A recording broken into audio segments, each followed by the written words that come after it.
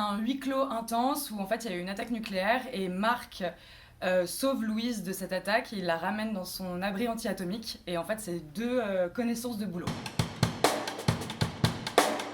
Marc, il est survivaliste, il est prévoyant et il aime la fantaisie. Et Louise, elle adore faire la fête, elle est pleine d'énergie, elle a pas sa langue dans sa poche, donc si ça lui va pas, elle va dire ce qu'elle pense.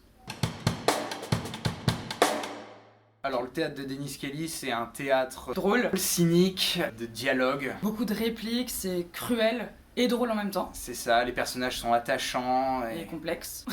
relativement nuancés. Alors, ce que le bifrontal permet, c'est avant tout un vrai huis clos où le public, il fait partie, il est à part entière de l'abri et il est avec nous dans les situations. Ouais, c'est très immersif en fait. Nous, on est au milieu des spectateurs et les spectateurs sont vraiment autour de nous, donc c'est comme si eux aussi en fait formaient cet abri autour de nous, quoi. C'est magnifique. Ouais. Bah déjà, on peut citer Take Shelter pour l'ambiance, vraiment Le propos, quoi. le Ouais. propos, le vrai huis clos que ça amène. Et Birdman par rapport à la batterie. Parce que dans Birdman, bon, ça se passe dans un théâtre et les répliques sont accompagnées de la batterie, comme après la fin en fait. Ouais. Et puis 10 Cloverfield Lane aussi, en moins bordélique, il n'y a pas d'alien, il y a pas tout va bien.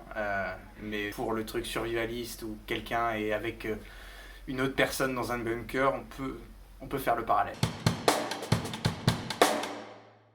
Il faut qu'on joue à Donjons et Dragons. Ici, c'est pas une caravane.